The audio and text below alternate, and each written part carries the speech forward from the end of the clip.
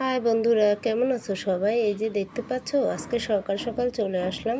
একেবারেও সকাল না, বেলা বাজে প্রায় 11টা, সাড়ে 11টা। তো এখন দেখাচ্ছি তোমাদেরকে। এই যে দেখতে পাচ্ছো, এখানে সরষে বাটা আর এগুলো হচ্ছে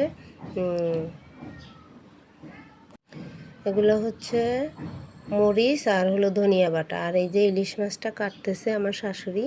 এই যে দেখতে পাচ্ছ আজকে কি রান্না হবে বুঝতে পারছো না? সরষে ইলিশ না, আজকে সরষে ইলিশ ভাতুরি হবে। তো এই যে মাছগুলো কেটে নিয়েছি, পেটির মাছ। আর এখানে দেখতে পাচ্ছ সরষের তেল দিছে, লবণ দিছে, আর এই যে মরিচ আর ধনিয়া বাটা আর সরষে বাটার সাথে সরষের তেল আর লবণটা অ্যাড করে ভালো করে মিক্সড করে নিচ্ছে। তো এটার মধ্যে এখন মাছগুলো দিয়ে দেবে একে একে। মাছগুলো দিয়ে মাখিয়ে, মশলা মাখিয়ে মাছগুলো দেবে। আর এই যে গরম ধোঁয়া ওঠা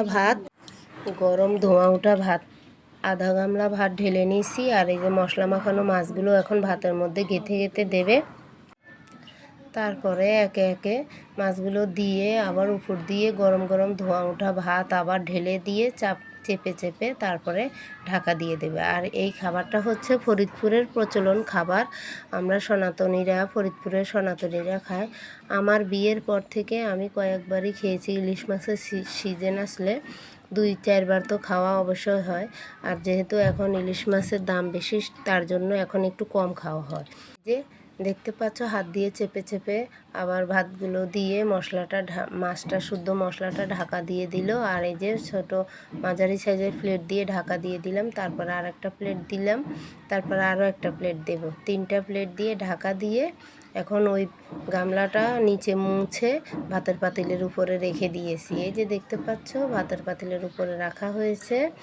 আর এখন প্রায় 1-1.5 ঘন্টা পরে আমরা ফিরে আসলাম। এই যে ভাতগুলো এখন বেড়ে নিচ্ছে। আর এইভাবে সর্ষে ভাতুরি, এটাকে সর্ষে ইলিশ ভাতুরি বলে। আর এটা যে একবার খায় সে জীবনে আর ভুলতে পারে না। আর এত ভালো, এত ভালো, এত মজাদার। আর যার ঠান্ডা লাগে সে যদি খায় নিমিষেই ঠান্ডা গায়েব হয়ে যায়। আর যদি ঠান্ডা থাকলে তো নিমিষেই গায়েব হয়ে যায়। আর যে একবার খেয়েছে সে জীবনে আর ভুলতে পারবে না, দ্বিতীয়বার আবার খাইতে ইচ্ছে করবে তার। তো বন্ধুরা, এটা হলো ফরিদপুরের প্রচলন একটা খাবার।